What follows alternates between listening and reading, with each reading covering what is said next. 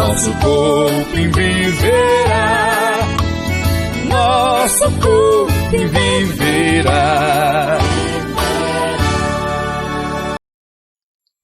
Olá, vamos iniciar nosso quarto e último encontro no mês de maio sob a ótica da orientação social. Nosso pano de fundo é a recreação, o terceiro pilar de Adolf Coping. Eu sou o professor Leonardo Barros e o tema do nosso encontro de hoje é esportes e recreação. Como surgiu as diversas modalidades esportivas e onde elas são mais praticadas. Segunda-feira, dia 25 de maio. Durante muitos anos, as palavras esportes e recreação foram utilizadas como sinônimos, mas é importante ressaltar que essas palavras têm sentido diferente. Enquanto que a recreação tem a função de diversão, alegria, contentamento e satisfação pessoal, o esporte tem como objetivo a vitória, a conquista, a excelência, não cabendo espaço para a alegria, e sim para o comprometimento independente da satisfação pessoal. No entanto, várias práticas recreativas derivam do esporte, e hoje vamos falar exatamente disso, das práticas esportivas mais praticadas em todos os 5 continentes, onde surgiu as várias práticas esportivas que são coroadas em todos os eventos olímpicos. As Olimpíadas constituem como o maior evento esportivo do mundo, e a origem desse evento remonta à antiga Grécia, quando eram praticados jogos esportivos na cidade de Olímpia desde 776 a.C. Na Era Moderna, foi reiniciado em 1896, com um símbolo olímpico composto por 5 arcos entrelaçados, na cor azul, amarelo, preto, verde e vermelho, sobre um fundo branco. Esse emblema representa os continentes do mundo. As cores utilizadas nos 5 anéis foram escolhidas devido à frequência com que aparecem nas bandeiras das diversas nações do mundo. Pelo menos uma dessas 5 cores está presente em cada bandeira de algum país existente no planeta. Dessa forma, as Olimpíadas passam a sensação de interação com todas as nações, dando também a sensação de união e integração entre os povos. Vamos descobrir onde surgiu as diferentes modalidades esportivas que são base para a maioria das atividades recreativas? No continente americano, que engloba América do Norte, América Central e América do Sul, temos nos Estados Unidos a seguinte sequência. O beisebol foi descoberto em 1839. O basquetebol surgiu em 1891 e o vôlei em 1895. Já o futsal foi criado em 1933, em Montevidéu, no Uruguai, e a canoagem em 1936, na Groenlândia. O frescobol surgiu em 1945, no Rio de Janeiro, aqui no Brasil, assim como o futebol de areia, que também foi criado aqui, organizado federalmente em 1992. Mas, em 1930, já havia registro de pessoas praticando essa modalidade por aqui. No continente africano, temos a seguinte distribuição.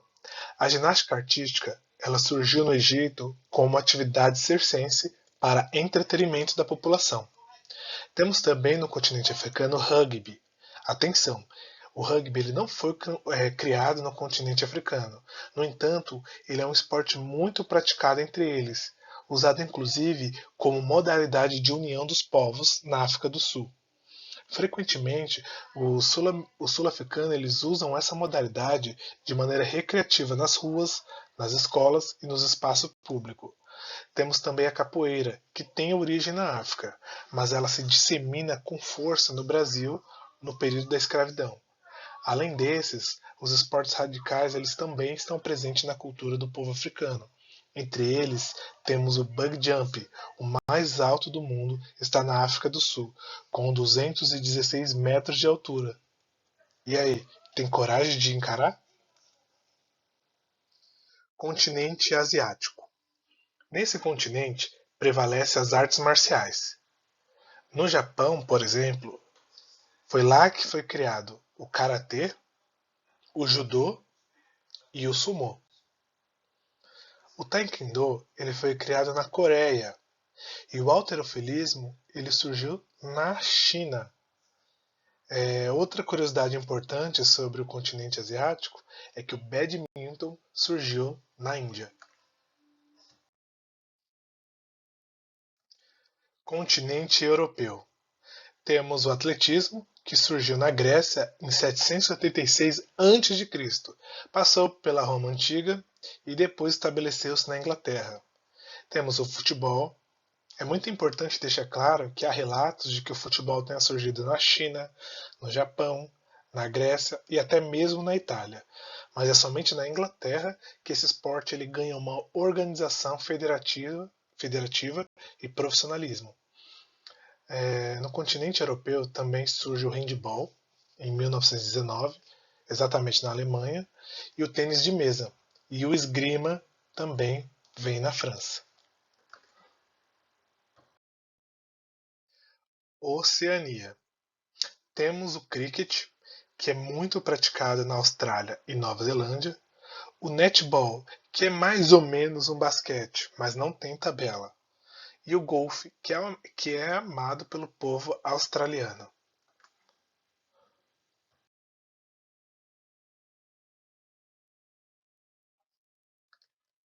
Durante muito tempo, as Olimpíadas foram encaradas pela população como um espaço inalcançável a um ser humano normal, cabendo esse evento apenas às pessoas extraordinárias, perfeita, seres humanos que atendiam o lema olímpico Sitius, Altius e Fortius, que em latim significa o mais rápido, o mais alto e o mais forte. Esse distanciamento fez em 1972 surgir os mascotes olímpicos, com a missão de permitir um olhar mais recreativo e encantador para as Olimpíadas. Se ao olhar o esporte olímpico, a criança se sente desafiada a ser o mais rápido, o mais alto e o mais forte, ao adotar o mascote daquela Olimpíada, há toda uma filosofia que busca o melhor dentro de si, de maneira que todos se sintam incluídos naquele evento, enaltecendo valores como bondade, humildade e honestidade. Vamos conhecer um pouquinho da história desses mascotes e o que eles trouxeram de contribuição no cerne desse evento, que além dos habituais lemas olímpicos, proporciona também a alegria, recreação e a união dos povos através do esporte. O primeiro mascote, como eu acabei de falar, ele surgiu em 1972, nos Jogos de Munique. O nome dele era Valdi, um cachorro, muito popular na Alemanha.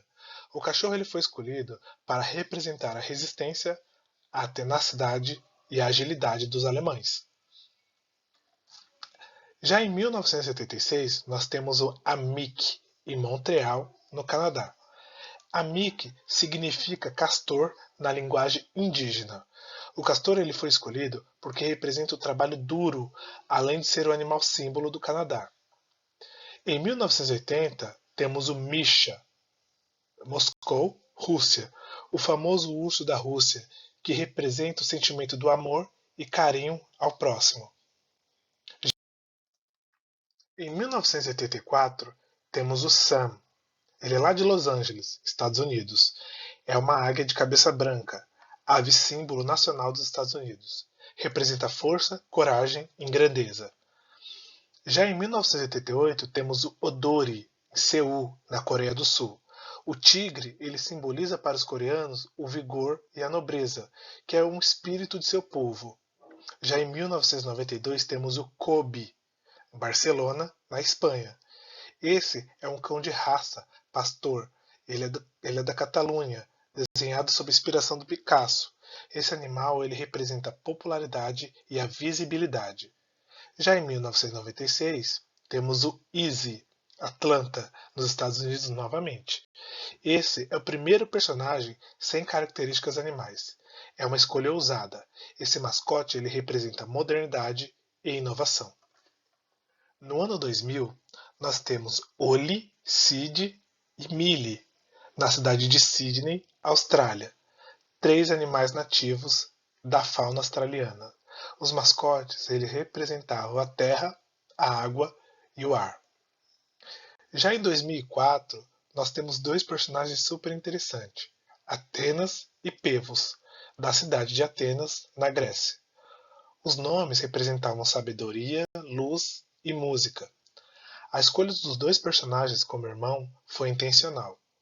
Eles queriam enaltecer a igualdade e a fraternidade entre homens e mulheres.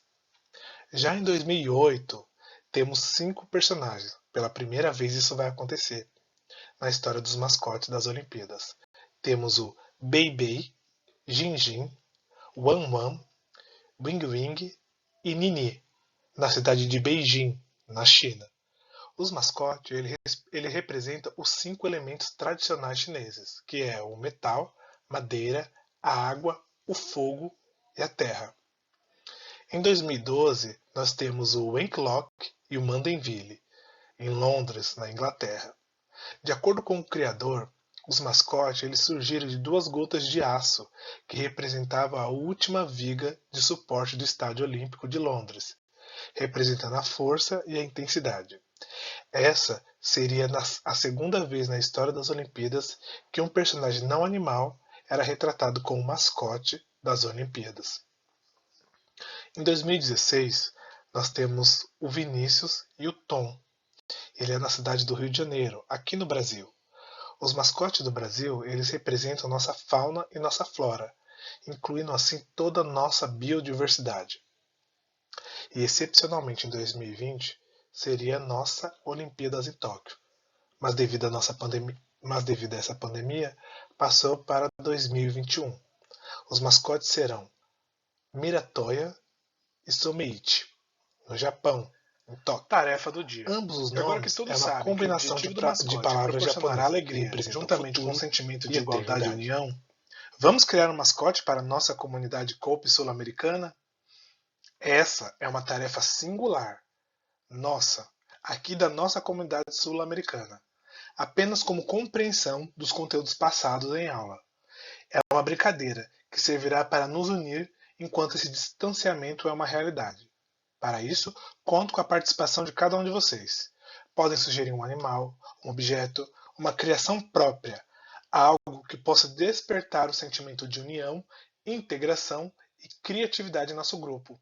Quem puder, desenhe para nós. Quem não conseguir desenhar, pode sugerir o que tem em mente. Vamos unir as ideias e criar um mascote com um nome que ampliará a nossa integração nesse período de isolamento social. O que vocês acham? Será que posso contar com a participação de vocês? Depois que eu tiver com todas as informações e ideias, eu vou orientando como seguir para nosso ou nossos mascotes aqui na comunidade Cope Sul-Americana.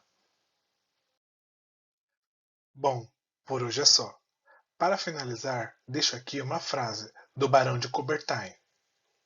O que importa na vida não é tanto o triunfo, mas o combate. O essencial não é ter vencido, mas ter lutado bem.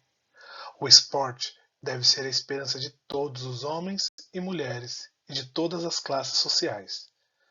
Que a tocha olímpica siga o seu curso através dos tempos, para o bem da humanidade, cada vez mais ardente, corajosa e pura.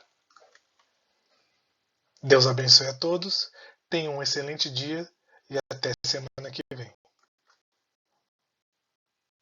Nosso corpo em viver.